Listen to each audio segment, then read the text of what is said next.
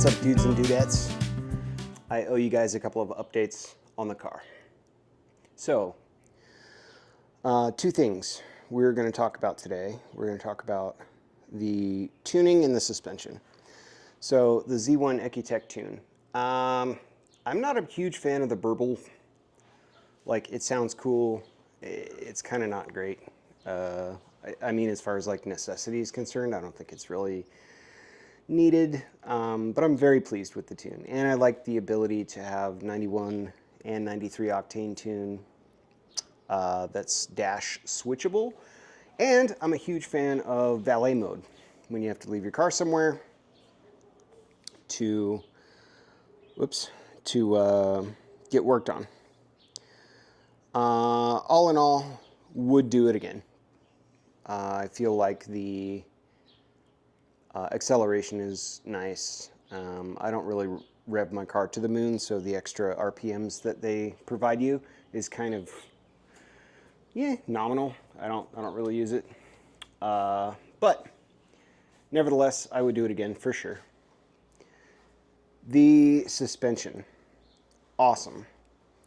I mean, what a difference. It is very, very tight left to right, and it is very soft up and down.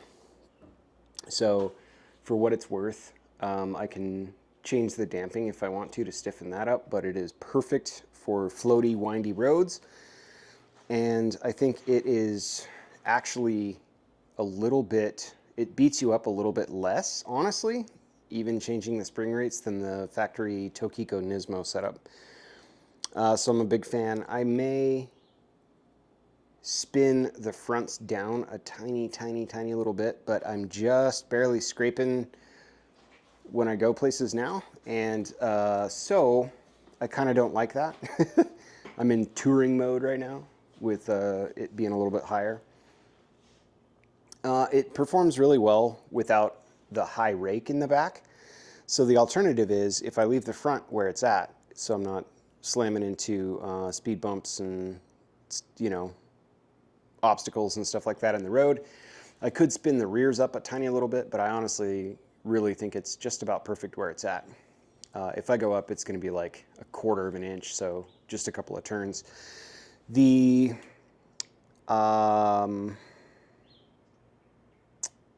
alignment they did on it was really, really good. I think I want to pull some of the caster out. We're at like 5 degrees, if I remember, which makes the steering wheel feel like it's going to snap out of your hand, which is cool, coming around corners and stuff. But I don't know. I would prefer to neutralize the front end a little bit for turn in and exit, and just steer with the rear if I have to. The differential is still, I mean, the best. Differential and the brakes are still the best mod I've done on this car. So, longer term review, awesome. I'm like really stoked with how all that turned out. It's not all rainbows and butterflies though. If you've been following my channel for at least this last year with a lot of the car work, you'll realize and remember how pissed I was after the paint fiasco. So if you haven't seen those videos, check them out. I had a whole series on that, and then I did a big sums up video. Anyway, the rear hatch, when I unwrapped the car, was a different color. There was a small chip in the top of the wing, which I'll point out where it was. And I had a brand new front end from Japan.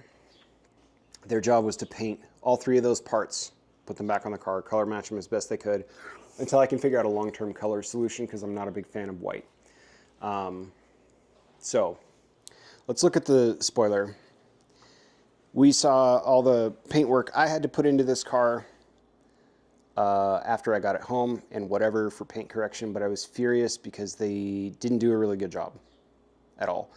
And there's gravity drips, where the paint was like dripping off the wing, which means they took the top blade off probably and fixed this little chip that was right here with Bondo. And then they stuck this back on these 3 posts, right? There's one there, there's one over there, and there's one over there. On the ends, there's supposed to be 2 screws that mount the top blade of this thing down. And then underneath, when you pull the paneling off, like I did this afternoon, there's like 1-inch holes here and here. and there's a 10 mil bolt and then one more 10 mil bolt that kind of fades this way in each hole. So 2 in each of those holes. You got to look for them a little bit.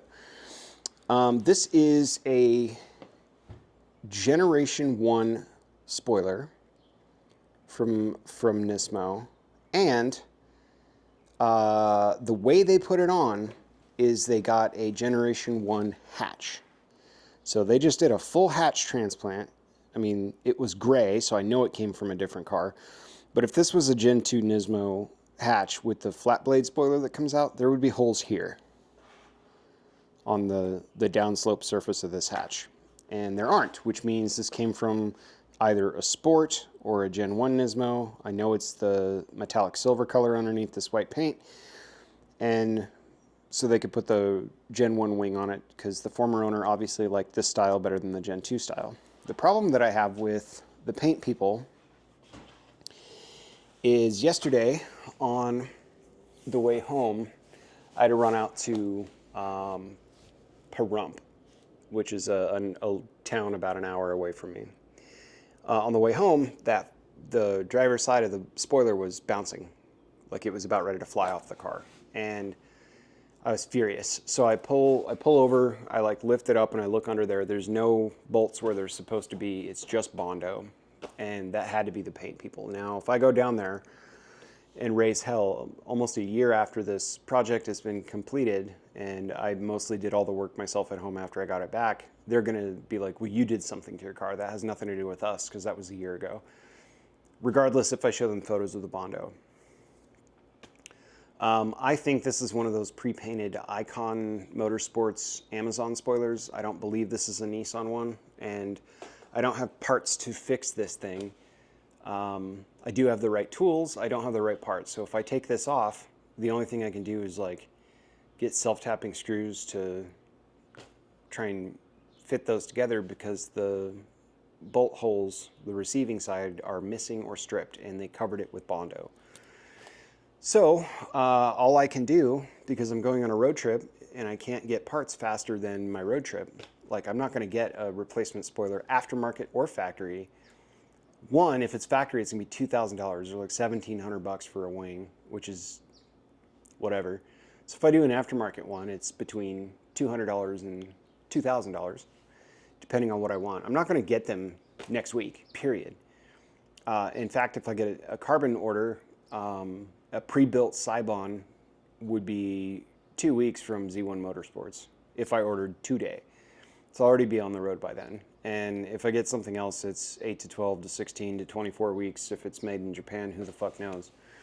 So the only thing I could really do, which I'm not proud of, but it is literally all I have other than remove the wing entirely and try and plug the holes in the hatch, is to put 3M tape on the flat part of the mount point after sanding it down, and literally pack the entire reservoir for the mating surfaces with Gorilla Glue and plastic epoxy, and then run an edging tool around the outside underneath with more Gorilla Glue and epoxy. So I did that all day yesterday and sat a bunch of weight on this thing to hold it together, and then I seam sealed it about an hour ago. So that's ghetto as fuck, but that is the best I can do to keep the parts on the car for a road trip until I can come home and rip this entire thing off and change it out to something else, because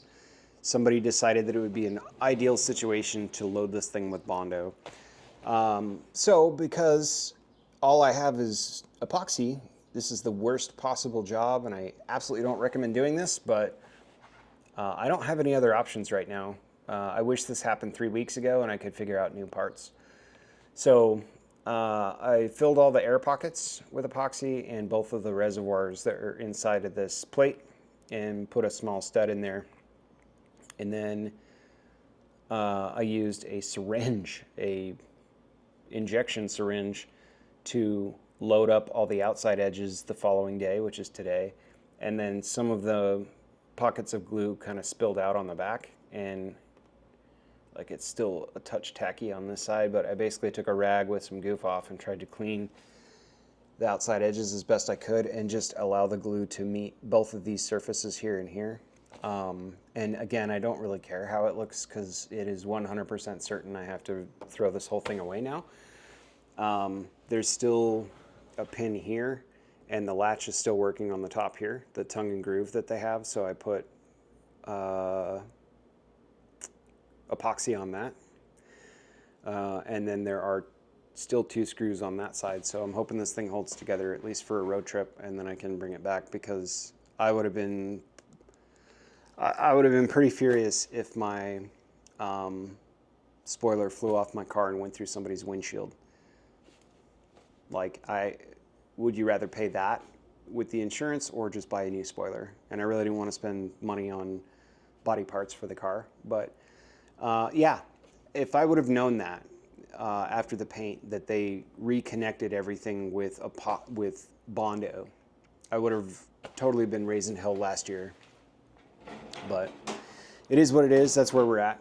I'm not so pissed about it that I'm just gonna raise hell and all this. But I'll try to talk to him and ask him what happened with the mounting bolts that belong in this thing, and go from there. But what I do know is that this is a non-Nismo 370Z hatch, or it is a Gen 1 Nismo 370Z hatch, and they decided they liked this wing more and transplanted the whole entire thing instead of remounting one on the Gen 2 rear end.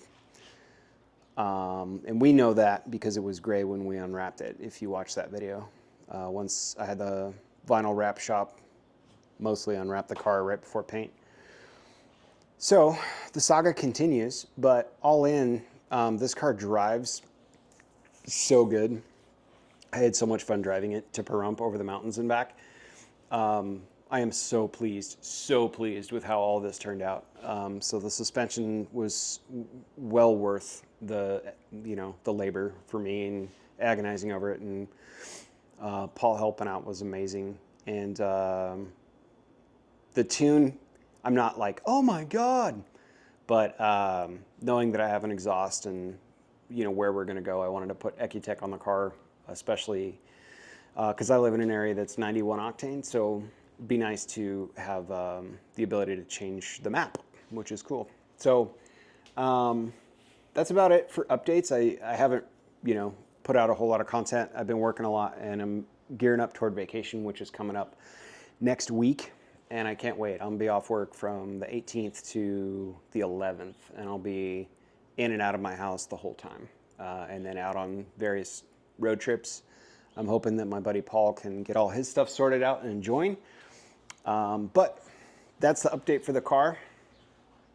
I haven't done an update in a while, and I owe you guys, so I figured I would kind of come through and show you. The other video that I have to film, and I'm still trying to compile my thoughts on it, is we changed a few things with the speakers in the car. And that's a little bit of a story, but I'm overall pleased with how it turned out. I just did not realize that my spoiler was hanging on by one bolt and the rest of it was fucking Bondo. So I just found that out early yesterday morning, spent all night gluing it, sanding it and gluing it, and then seam seal gluing it just now and cleaning it up because I'm out of time. I have to hit the road next week. So I'll look for parts. If we do another spoiler, you guys will be totally coming with, and I'll share the journey with you. But overall, yeah, 2 thumbs way up on the suspension for sure.